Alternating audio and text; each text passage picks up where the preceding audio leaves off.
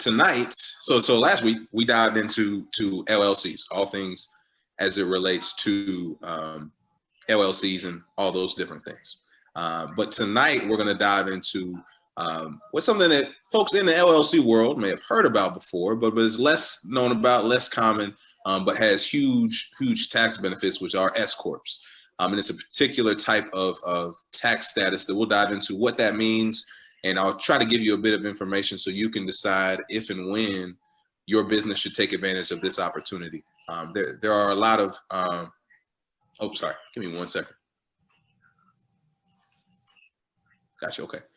So there are a lot of benefits that business owners already get from a tax perspective that we've talked about last week, that you probably hear about all the time, and a lot of those are probably what drove you into entrepreneurship.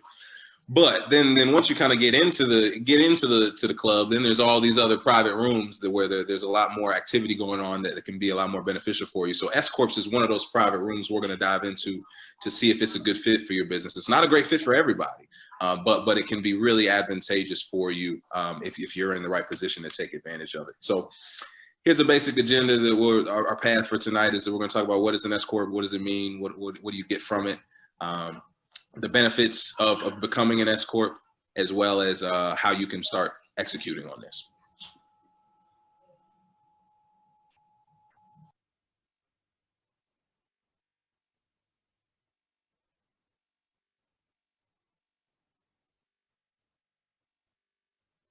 All right. So starting with an S corp, what is it? What are we talking about here as it relates to an S corp? So it's in the realm of LLCs. It's in the same ballpark as a sole proprietorship, as a partnership. It's in the same ballpark of a lot of these business structures, but it's slightly different. It's kind of a cousin to those. It is a particular tax status. It's a way that you choose that you want your business to be taxed that's different than how it's being taxed right now. And if you have done nothing as it relates to this whatsoever, you haven't done anything in the S corp, C corp realm, you're automatically being taxed as a sole proprietorship. And so what that means is that we talked a little bit about it last week, is that you're a pass-through entity. And so all of the net profit that your business makes is going to show up on your tax return, whether you keep it in your business account or whether you transfer it to your personal, it doesn't matter. You'll be responsible for all of those.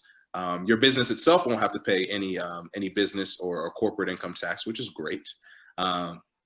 And right now you're paying income taxes, and then you're also paying those self-employment taxes. And we're going to dive into a big benefit that S corp has as it relates to those.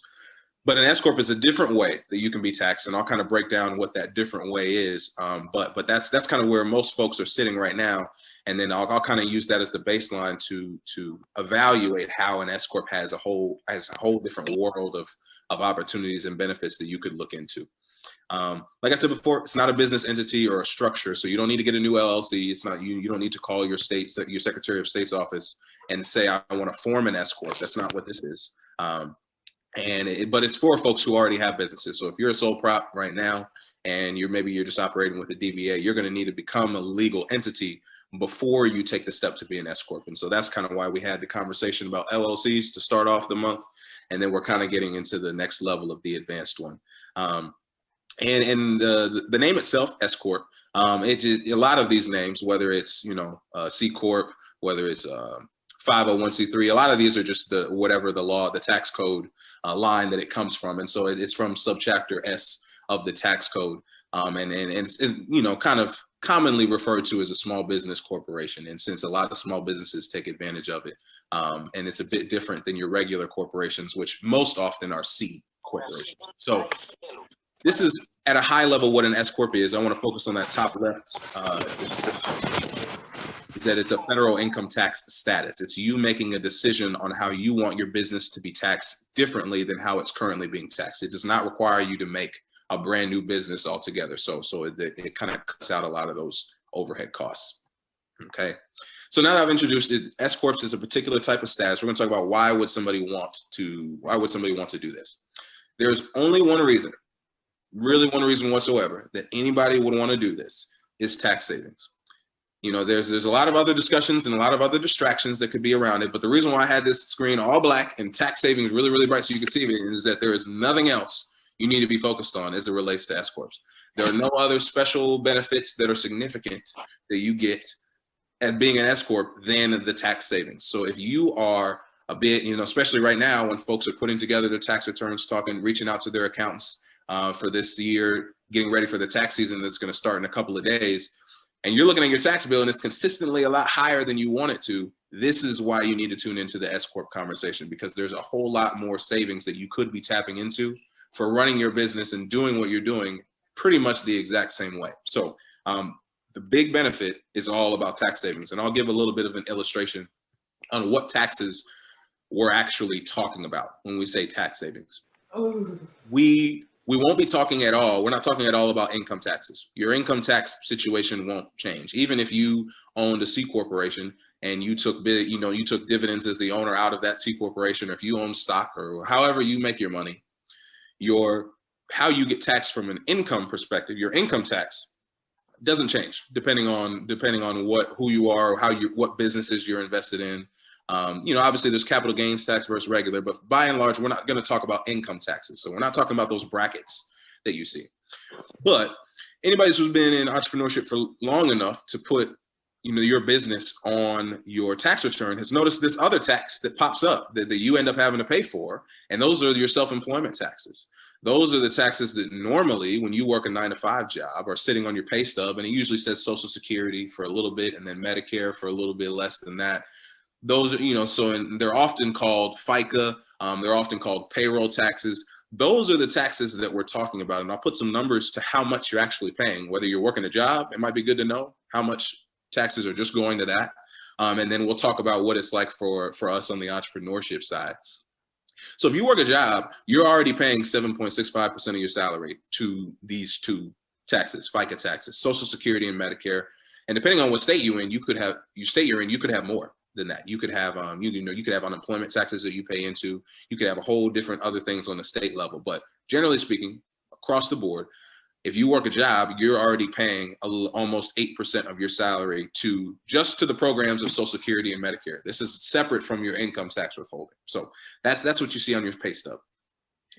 But the tough part about being a business owner is that normally the full 15.3% is an employee. You only pay half of that because you only pay the employee side of it. But if you work for yourself, you're the boss and the employee. You're both.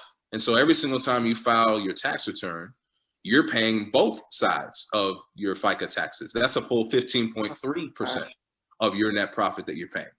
And there's some nuances here, and I kept the numbers fairly simple and straightforward just for the sake of this illustration. And so that's the disclaimer I have at the bottom. But the headline that you need to receive is that you're paying quite a bit of your net profit every single year in self-employment taxes alone. That's separate from income taxes. And so you have to pay the full 15.3% on your net profit. And then you get to deduct half of it as a business expense, which is a nice add-on.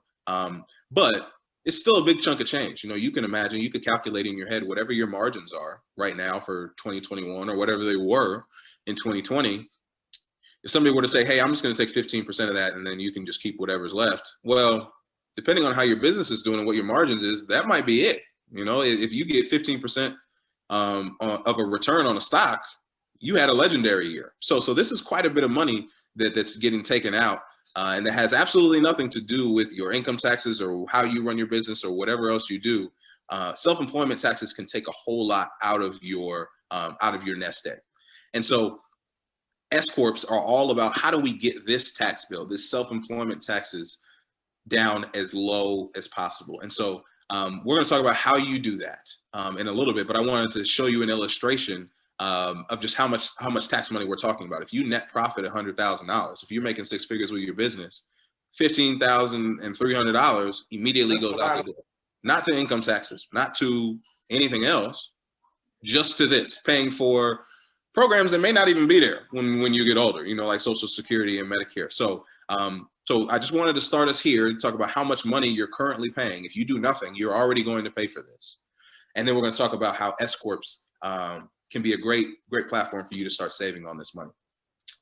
I have a video that I want to play here that he kind of breaks it down in a lot more simpler terms. And so this will be our introduction, and then I'll kind of supplement what he's saying. It's fairly short, but I think it's a great way for us to get started in talking about what kind of numbers are we talking about as it relates to S corp savings.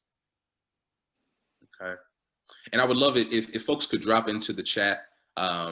Once I start playing the video, if you can hear the audio, just to make sure it should work. But if you could just say, yes, you can hear it or something like that, just so I know. And then if not, I'll pause it and see if I can figure it out.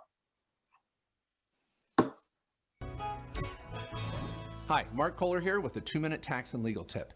Now, in my opinion, every small business owner at some point should consider converting to an S corporation. Now, I'll address some of the naysayers and their issues briefly at the end of this video, but let's talk about the 2 big reasons. First, asset protection, and second, tax savings. Now, asset protection comes down to the typical reason why a sole proprietor might incorporate, and that's to get protection from the operations of your business. That typical corporate veil asset protection that's important with any small business owner that might have some risk going on in their business.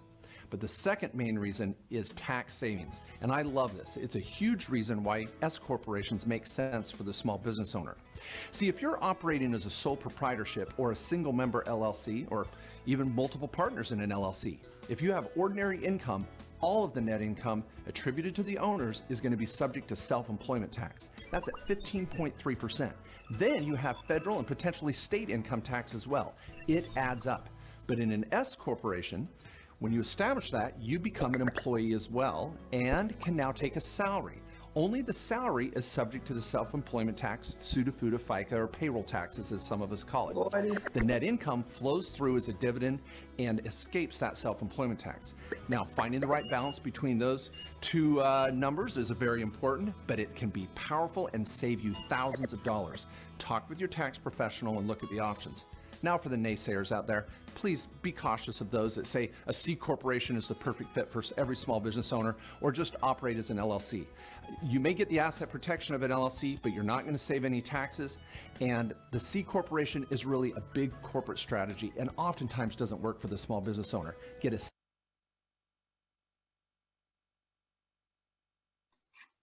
All right, so he talked about a little bit. Some of that should have sounded a bit familiar to you, that some of that stuff that I already mentioned. But he started talking about halfway into the video about how you actually start executing on this. What do you actually have to do to get all of these tax savings, and what does that actually mean?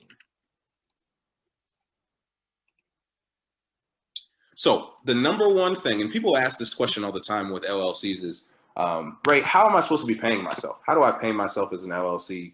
What am I supposed to do? Obviously, I work for myself, but am I technically a real employee of my business, or do I have to give myself a 1099 or a W-2 or anything like that?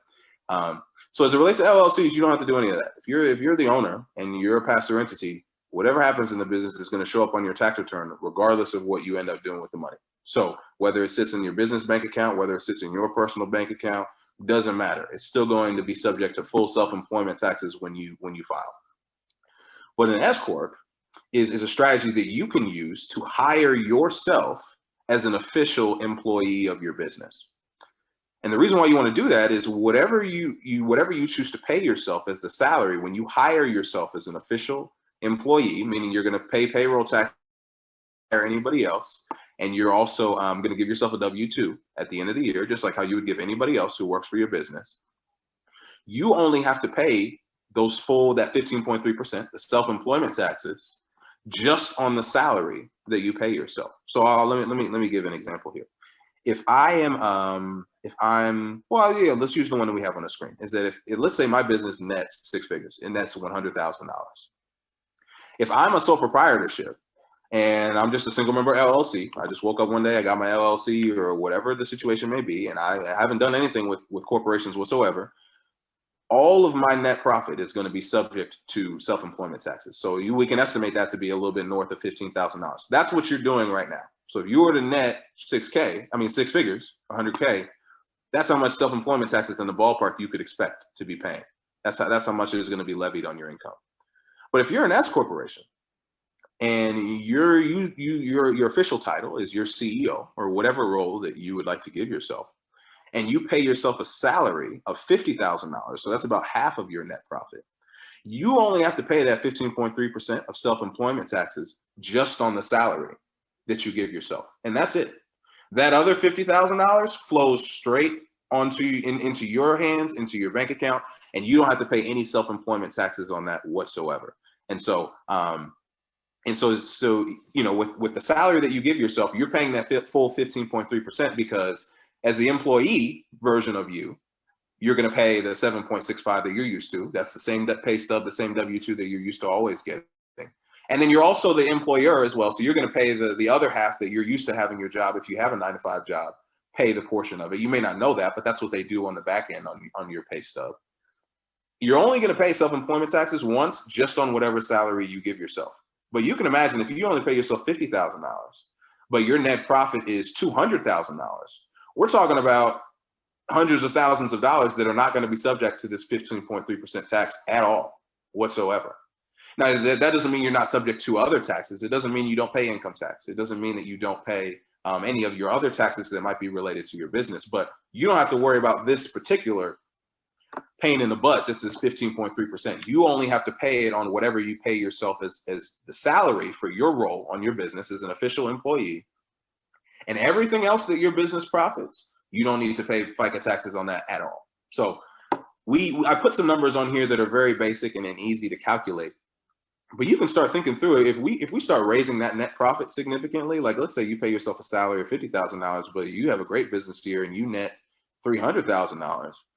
Well, $250 flows right into your pocket without any FICA taxes being touched, right? So you can see how we can mess with these numbers and it can start getting really, really advantageous. We're not talking about saving, not talking about simple tax deduction where you get a couple $100 here, a couple $100 there. We're not talking about a simple tax credit that you get for anything like that. We're talking about thousands and thousands of dollars, depending on if you play these numbers right and if you set up your S corp correctly. And so here's the high level picture of the benefits that you can get from electing this tax status is that instead of being taxed as a sole proprietorship, if you have yourself as an official employee of your business and you choose to be taxed as an S corp, you can see how you can get some pretty serious tax benefits that you won't have to worry about moving forward that can add up pretty quickly.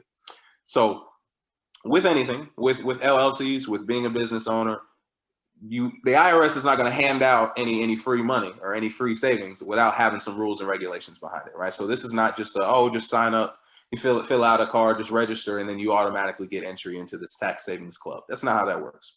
There are some specific rules that you need to follow if you're going to do so. And so I'll walk through some of those about who is this beneficial for, who is this ideal for, and I'm going to talk about the main rule as it relates to S corps in a second. Okay, but the person who should form an S corp is somebody who has high net profits. If this is your first year of business and you're laying the groundwork, becoming an S corp probably shouldn't be among the very first things that you do.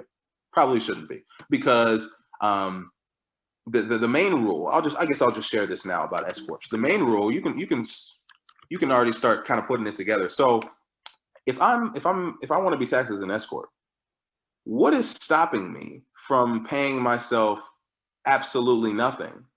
Maybe paying myself $1,000 throughout the entire year and only paying self-employment taxes on that $1,000. So I only pay 15.3% of 1,000.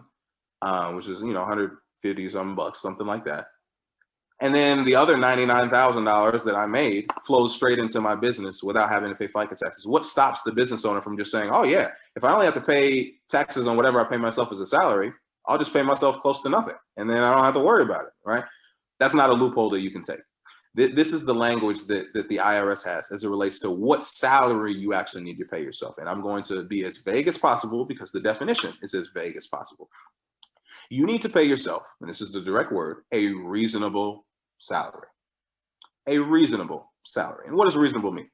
Reasonable means that if you were to try to find a role doing what you do for your business, for your type of business on the open market, what would your salary be for what you do for your business?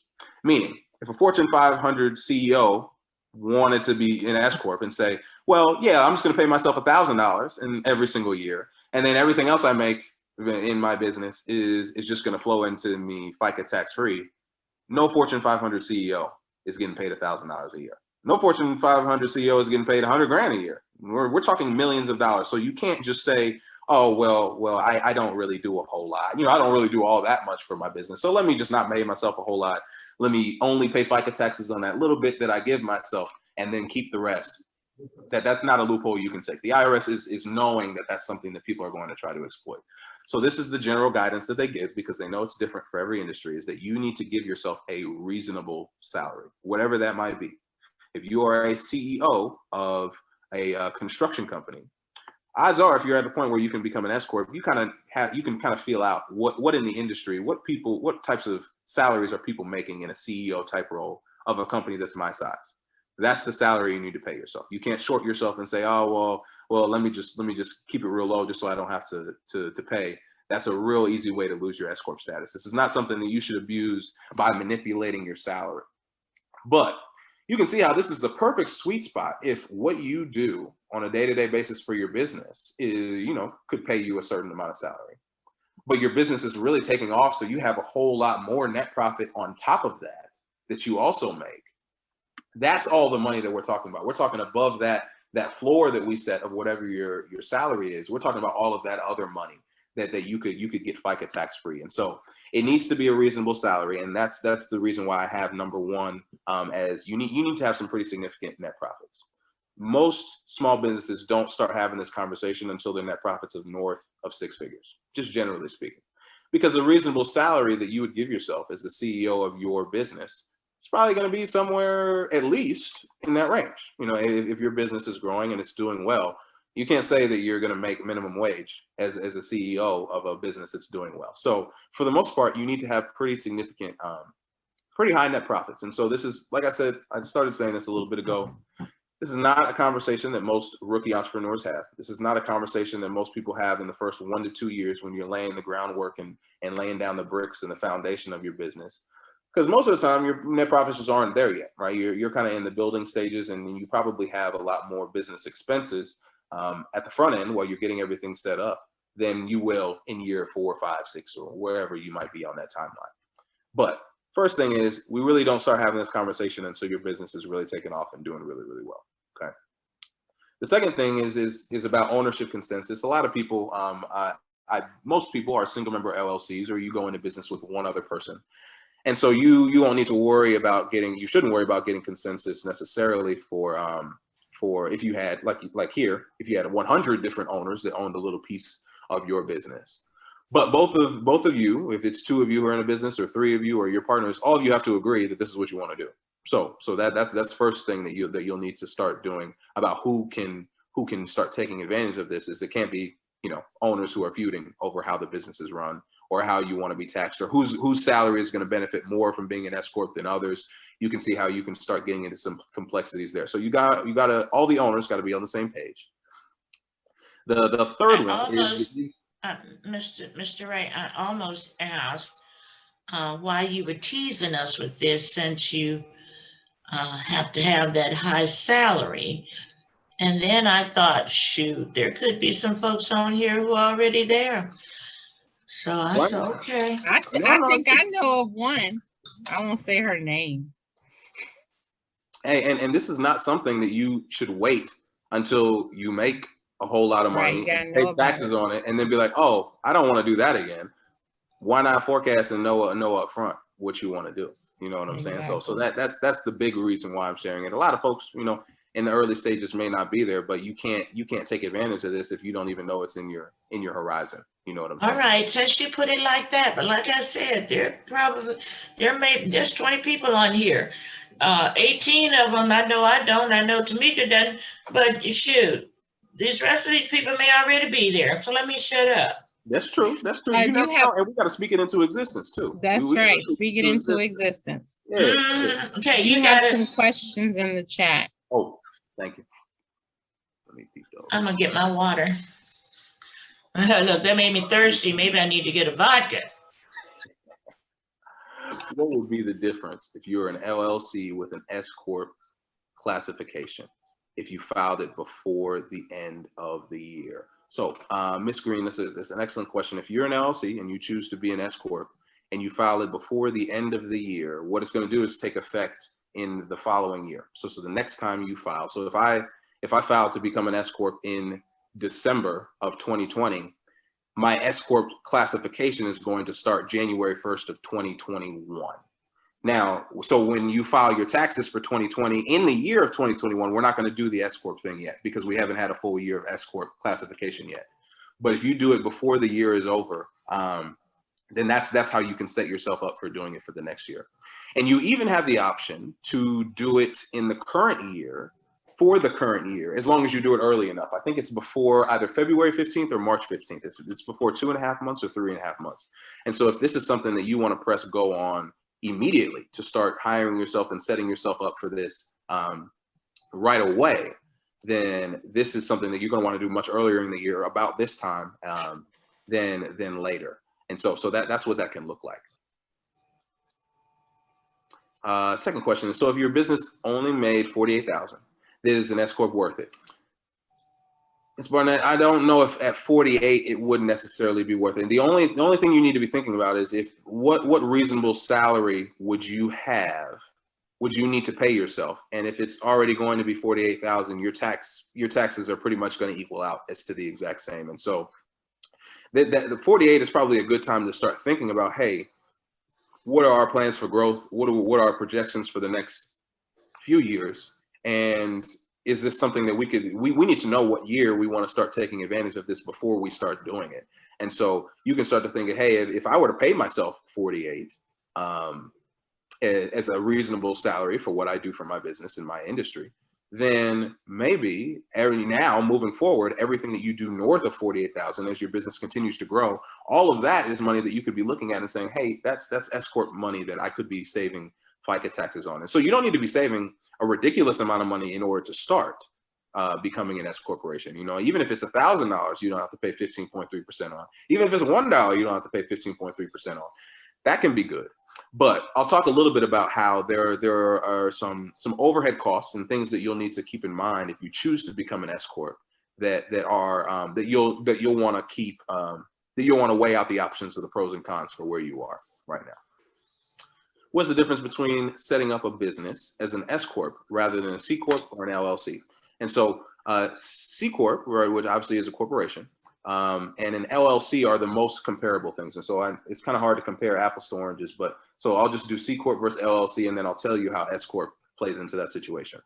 If you're an LLC, the short answer that distinguishes them is that your business itself won't pay any corporate income taxes. So for C corporations, you have to pay 21% on your own. That's a corporate income tax rate where it is right now. As an LLC, you don't have to pay that much. So you don't need to worry about that. So that's the difference if you were to set it up as a C corp. And a lot of big companies become C corporations primarily because there are a lot of benefits from a stock and ownership perspective in terms of getting people and funding money into the business. Whereas small business owners, for the most part, they may take out SBA, they may have bank loans, they may have personal loans, but for the most part, it's being funded by you. So most folks don't explore C corps while you still have a business that's primarily run by you. Now, an S corp is kind of shouldn't really be called an S corp because it gives the impression that it's a different version of a C corp, and it kind of is in a certain way.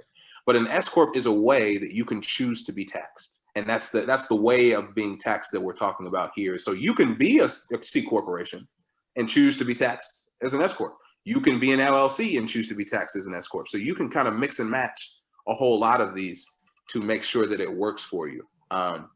So that's a bit of the difference, is that a corporation is what you set up on the state level if that's what you want. An LLC is what you set up on the state level if that's what you want. And then an S corp is how you're taxed on a federal level, and those can be a bit different. Yeah. Okay.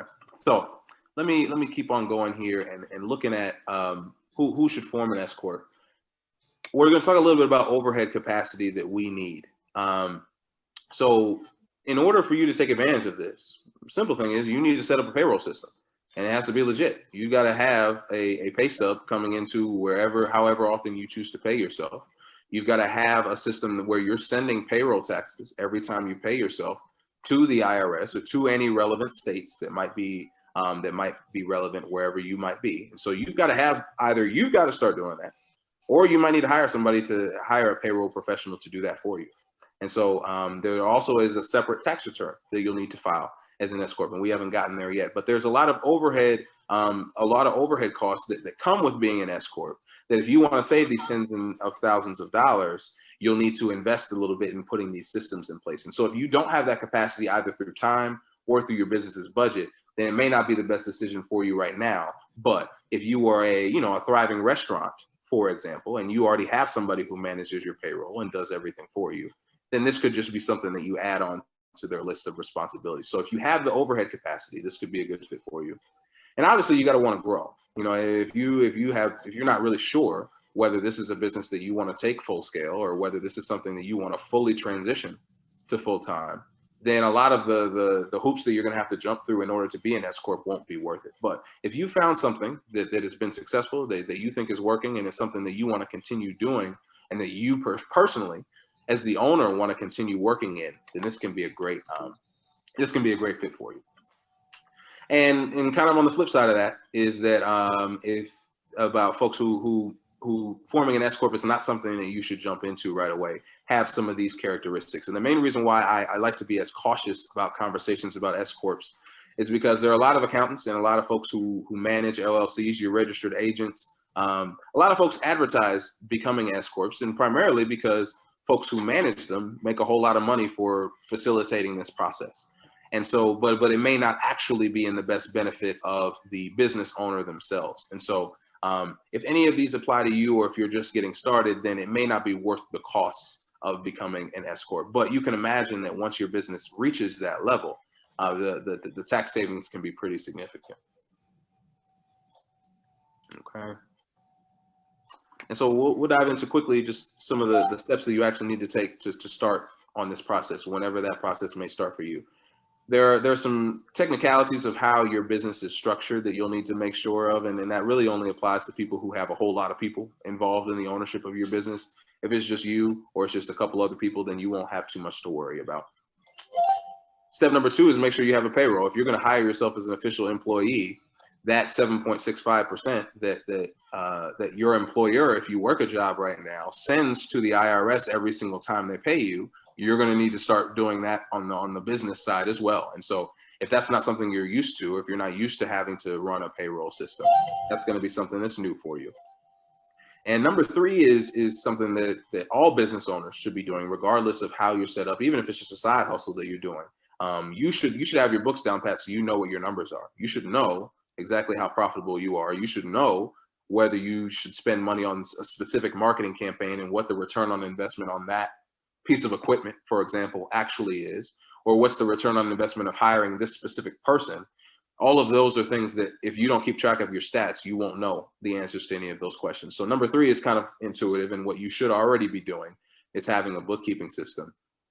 And then number 4 is the form you got to send to the IRS to actually start doing this. Once you have all that set up and you say, hey, IRS, I'm ready to start being taxed as an S corp, this is the form that you'll file 2553. And here's a clarification to the question about when you would like to start doing that. If you wanted to start it for 2021, you only got a couple days to do so. So this is what that can look like. I'm sorry, this would be March 15th. So we're talking about this full 2 months of February, January, February, and then half of March is the last day that you could fill this out if you wanted to do it right now. But anytime after that you wanted to do it, it would take effect in the start of the following fiscal year, the start of the following tax year.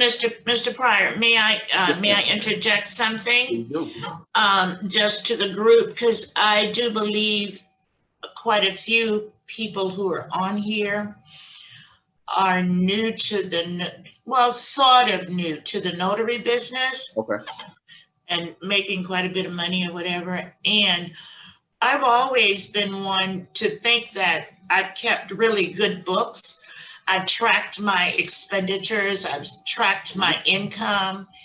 And let me tell you, I thought I was doing really good until Mr. Pryor got hold of my books.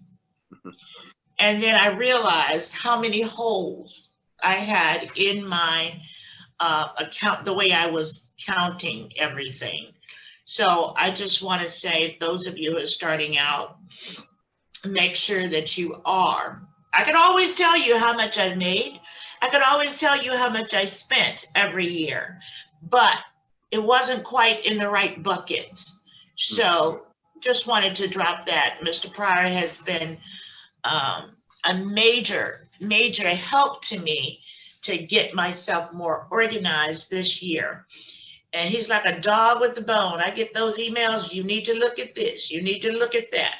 So the last couple of weeks, I've kind of fallen off getting back to him as quickly as I should. But it's important that we know our numbers for sure. Yeah. I just wanted to drop that. No, I appreciate you sharing that, Ms. Ed. And you're definitely right. Is that, you know, if you're a decent entrepreneur, and if you're savvy enough to get into this, you kind of have an idea how much you make. You know, if somebody were to throw at you, hey, can you give me a rough figure, a rough estimate? You could probably throw some numbers or put some numbers together. And you may be having, just like you had, Ms. Ed, you may have a QuickBooks, some sort of system set up to where you're kind of tracking your stuff. But, you know, just because you know, like if you're an athlete, if you just know how many points you score in a game, that's not the same thing as knowing in-depth analysis of how you score them and what your field goal percentage is, or what your field goal percentage is in certain quarters when you shoot from certain spots, and what are your costs on the other end of the floor that may be suffering. And so there's a lot deeper analytics that even just with some time, it doesn't take a whole lot of expertise. It doesn't take a whole lot of math knowledge. If you just get the right person, like if you're looking for somebody, I can be a great resource for you, and you get the right software to hook up and then look together and work together, you can gain some valuable insights just based off of looking at your books alone. And we're talking about the same net profit number, but you can draw very, very different conclusions about how you're actually running your business if you look at those. And so I appreciate, Ms. Ed, I appreciate you mentioning that's been a value to you, and that's been a good of use to you. If there's anybody else who's in need of that kind of advising or services, it's certainly a conversation I'm willing to have for you, and definitely something that we do. Hello. Hello. Hi, this is Tammy Allen. Hi, Miss Allen. How are you doing? I'm doing wonderful. I need to hire you like yesterday. Okay, we'll get together. We'll get together at the end. I'll drop my email in the chat, and then you just send me one, and then we can get started tomorrow. Yeah. Okay. Tammy? Okay, because I actually, yes. No, go ahead, baby. Yeah, I've actually been in this industry for quite a long time, and just listen to you talking about the percentages and the versus S Corp versus LLC. So that's because right now I'm listed as a LLC. So just looking at my income as of today, I'm inching at that. I'm at that $75,000 mark, just doing it part time. Okay. So yeah, so I probably need to revamp from the LLC to the S Corp, but that's where I want to meet with you. Yeah. Yes, ma'am. Yeah, no, we can definitely have that conversation and make sure that it's a good step for you. Yeah, no, I appreciate Okay, it. Awesome. Yeah. I'll make sure I get in touch. Okay, yes. Okay. All right. Okay. Awesome. Okay. Here are a couple of things of how to keep an S Corp active and keep it going. We talked about LLCs last week and how it's real easy for folks to get one. A lot of people have them, but a lot of people lose them. A lot of people are actually conducting business illegally because your LLC isn't active. And so here's some of those maintenance kinks that you'll need to make sure that you do for your S Corp. I'm going to highlight again just that reasonable salary. This is a huge loophole that you can imagine that anybody would take advantage of if they had the ability to do so. I would pay myself a penny. I would pay FICA taxes on that penny, and then everything else I make above that penny, it would flow into me FICA tax free. But you need to set a reasonable salary, and as you become an S Corp with all of these new tax benefits, no differently than an LLC, you get a whole lot of more tax benefits, a lot more deductions, a lot more things you can take advantage of. But just like the old saying goes, that with more gifts comes more responsibility. If people are going to give you more free money, that means the level of scrutiny and due diligence that they're going to expect of you is a whole lot higher. And so if you're piecing this together when it comes tax time and you don't really have all your documents together, or you're just kind of throwing it together in your tax return just to hope you get some money back, this takes a lot more investment on your part. You've got to see the value in this in order to not cause it, not to have it cause you more of a headache or cause you fines and fees because you're trying to abuse it. So a lot of these are pretty straightforward. We've talked about these, but the main one that's specific to S Corps is that reasonable salary. Okay. Like I said, filing taxes becomes a little bit more complicated. Right now, if you're a single member LLC everything you make, all your net profits, all of your deductible expenses is still on your 1040. We just add an additional Schedule C to your 1040 that you know folks who work 9 to 5s also have. But when you become an S corp, there's an additional informational tax return that you'll need to file. The S corp itself is still a pass-through entity, so we're not talking about income taxes.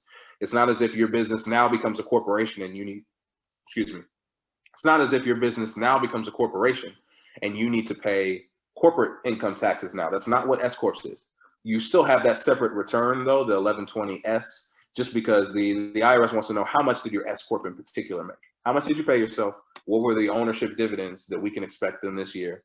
And then so you'll fill out that return, and then that return will give you a K1, and then you'll also have a W-2 that you paid yourself. And so you'll have your business that you're used to having, and you'll put that on your taxes. And you'll take a K1 from your S corp return, and that'll be kind of like your new Schedule C. Then you've also got a W-2, just as if you work a 9 to 5 job, and you'll write yourself as the employee, and then you'll also write your business as the employer with your EIN and all those other things, just how you would do it any other way. And so folks who have partnerships, folks who have multi-member LLCs, if there's more than one person who owns your LLC, are kind of used to this system because you're used to having to fill out the 1065 return in addition to your 1040. And so if you're used to that, you should know that when you fill out your 1065, you don't pay taxes as a 1065 as a partnership, but you use the form that 1065 generates, and then you use that on your personal 1040. And so this just kind of goes along, and it's in the same vein of how you want to keep your personal finances and your business finances separate.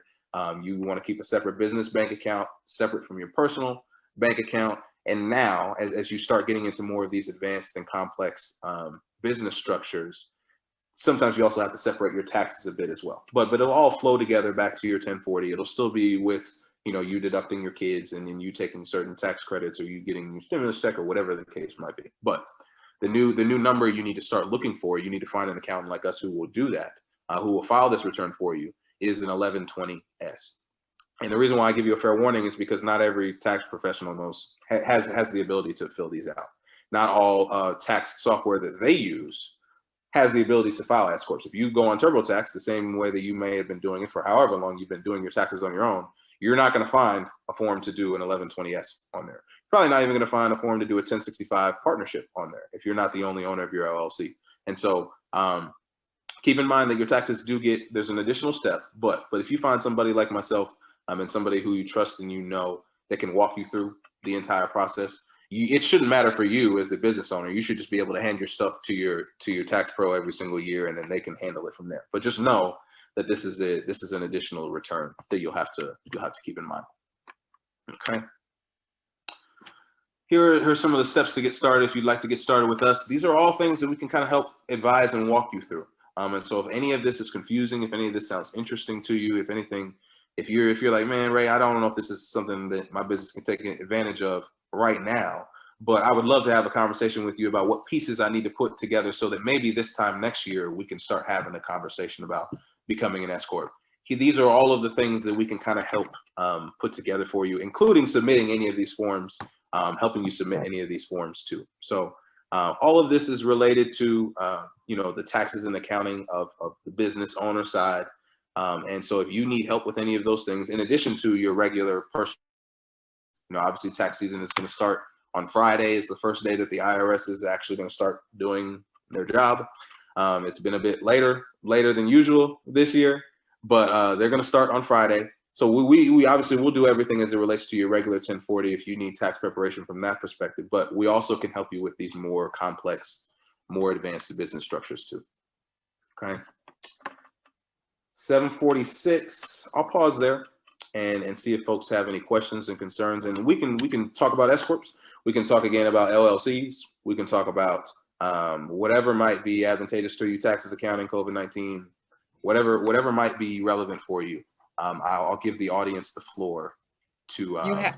You have someone in the chat asking, do you work with out-of-state clients? Ms. Green, absolutely, yep. So we'll be able to work with you as long as you don't mind phone calls and Zoom calls just like this one.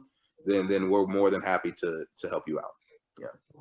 And while we're on that train, I'll go ahead and put my personal information in here. as well as my phone number, so that Miss Allen and Miss Green, if you need to reach me, or anybody else who's interested, if you have follow-up questions, or you're wondering, what does this look like for me on a personal level, I'll be able to reach out to you via email. I'll send a follow-up email with the recording and all of those different things of this video too. But if you want to send me an email beforehand, I'm more than happy to connect with you. Okay. But like I said, it can be more than just S corps. It could be, hey Ray, what are some of the new COVID-19 tax things I need to be looking out for? Because I'm gonna, I'm gonna try to file early this year. I'm gonna start on it next week or maybe over the weekend when the IRS opens, and I don't really know what to do. It could be anything.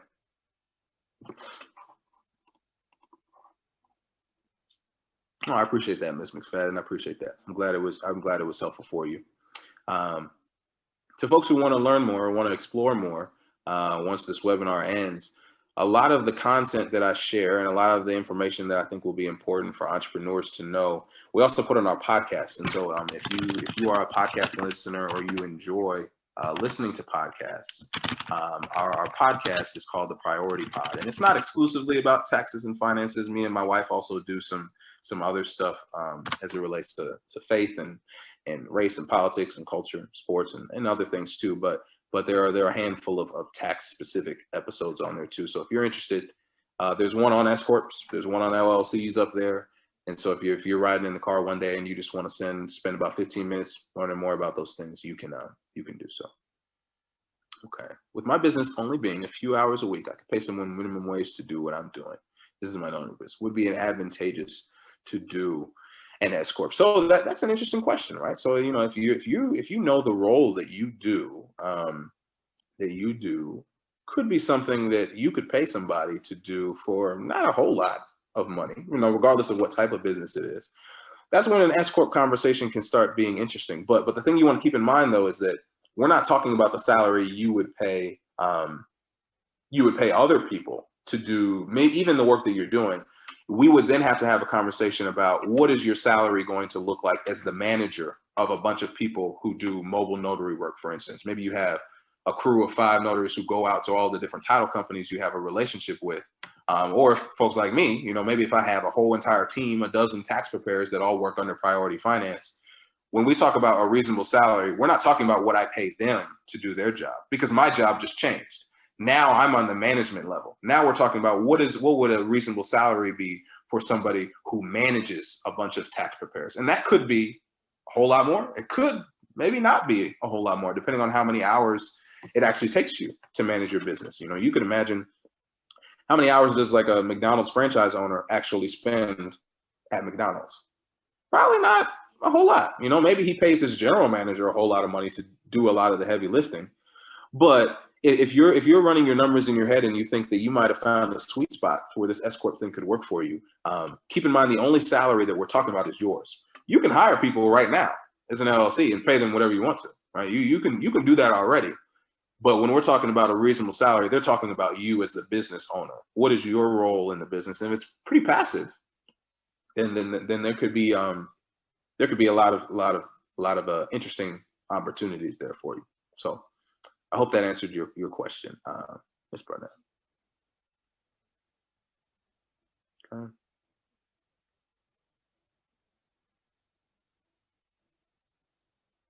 I'll just highlight one more episode that I have on there that I encourage you to listen to. It's in line of the conversation that Ms. Head was leading with us earlier. Whether it's from a tax perspective or regardless of what it is, I highly encourage you, if you're going to invest in anything, even before you do an LLC, even before you even talk about S corps, you need to get your books down. And I always use the example of athletes. We could not imagine LeBron James being the successful athlete he is and never asking, hey, how much did I score in that game? How many rebounds did I have? How many assists did I have? Okay, well, what was my over under? What was my plus minus? Well, what was my player efficiency rating? There's a lot of advanced stats that if you're a sports nerd and you look at some of those that are beyond what SportsCenter just puts on the tagline, those are the things that And a strong athlete needs to know in order to figure out what is the next step that they need to take in order to elevate their game. And business is basically a sport, or a sport is a business. However you want to play it, you need to know what your numbers are. And so, if you're savvy enough and you have the time, then to mess around on QuickBooks and figure out the system, or mess around on Wave, or mess around on Xero, whatever system you choose to use, or if you're old school and your Excel spreadsheet, that's cool too. But either way, the job needs to get done. And so whether it means you spending an additional hour every single week combing through those things, or an extra 2 hours every week going through those things, or if it means hiring somebody like myself to take that off your hands, it needs to get done. And it's not needs to get done as in, just for the sake of getting done. Imagine playing a game and not keeping the score, not knowing anything about how you're doing. That game is probably not worth playing. So that is the biggest push that I'll give folks tonight. And you can find a podcast episode on it as well about the importance of bookkeeping. It also helps you a whole lot come tax time too. One other thing, Mr. Pryor, I'd like to share with the group. I believe in transparency. I don't mind telling people mistakes I've made, which hopefully helps others. Yeah. Mr. Pryor just mentioned that spreadsheet, and that's what I had been using all this time, which worked, I thought, pretty well for me, because I was able to track my expenses as well as my income. Now, what happened last year, 2020, well, what I do is I outline everything, separate categories, and then I roll that into like the overall spreadsheet with my totals. Well, last year, 2020, as I started updating that spreadsheet, I forgot that I had rolled everything into that master sheet. So I started updating on that master sheet. It messed it up so bad I couldn't even fix it, which means I had to start all over, and that wore me out. So right then, last year, I quickly said, I can't do this anymore. So I pivoted to QuickBooks. Now, this is what I did that I screwed up on, and Mr. Ray had to fix for me. And it was something he said in his very first video, a Zoom with us. He said, see, you go out there and you get QuickBooks, but then you don't ever touch it again. Well, I got QuickBooks, I think February, March of last year. Well, I got QuickBooks, but I hadn't touched it again. But I kept saying, I'm going in there, I'm going to do this, I'm going to do that. I'm going to sort, I'm going to label my stuff, I'm going to do this. I hadn't done it by the time he did his first meeting with us. So I was embarrassed that I had just I got QuickBooks. I linked all of my accounts to it, but I hadn't done anything else. Yep. I was embarrassed, but not so embarrassed that I didn't ask for help. Right. I sent all this stuff to Mr. Pryor. Mr. Pryor had figured it out. Now it's beautiful. No, I mean, you're right. You're right. And it's not, I appreciate you sharing that, Ms. Ed, but it's not even as if you made a mistake or as if, or if that's something that you need to be embarrassed about. The reality is you're too busy to be worrying about it. Like that's the reality is that if you value your time, you need to be maximizing your time on what you as the CEO of your business need to be doing. Like the CEO of, whatever big company, Elon Musk or Tesla doesn't waste his time doing whatever job, mopping the floors, whatever might be the case. He doesn't do that. But I think it's important, Mr. Pryor, regardless of who's doing your books, we still have to know our own numbers. Oh, 100%. And just because I handed it over to you, does not mean that I don't know my numbers. Oh yeah. I'm just happy that I don't have to deal with the finite details of it to make sure it's going in the right buckets. Exactly. So, but yeah, we all have to always know our numbers and understand where they're coming from and what they mean. Exactly. What it means to our business, where we need to make adjustment, where we can cut expenses, so forth and so on. Exactly. I think a perfect example of this is with track. Let's say we're talking about the 100-meter sprint. You know, Why you always got to relate stuff to sports? Because I ball, Miss Head. This is what I do. This is me living out my dream. I didn't get to go to the league, so this is the best thing I got. Okay, go ahead. Just let me live. Just let me No, live. okay. I'm gonna let you have it. But like the person who's running the 100-meter sprint isn't the same person who's keeping a stopwatch. You know what I'm saying? And it's not that they don't know. You ask them, hey, how fast did you run your last 3 times? They're gonna tell you because they have the person who's keeping track tell you. But you're not sitting there running and looking at it. You focus on running. This is your race. You do this, and then you check in with your stat guy. You check in with your numbers guy and be like, hey, so how did that go? Okay, how did this quarter go? Okay, so what do you think? Where did I miss some time? Where did I miss anything? So just like you said, everyone needs to know their numbers though. Yeah, you shouldn't set it and then be like, well, I don't really care what they are. You got to be in constant communication for sure. Yeah. Thank you so much. Yeah. I think I missed Yeah, question. yeah, I was about to tell you about that. For real estate investing, you can work under an LLC. Obviously, you can do that. Great way to do it. How would an S corp structure be beneficial in this scenario? So it could be for a lot of different reasons. You know, if you as the landlord or as the owner of the business, especially if you hire maybe you hire a property management company to kind of do some of the things that you as the real estate owner don't really want to do, like checking in on the tenants or calling contractors if a pipe busts or something like that. It really is it could be great for any business that's pretty passive.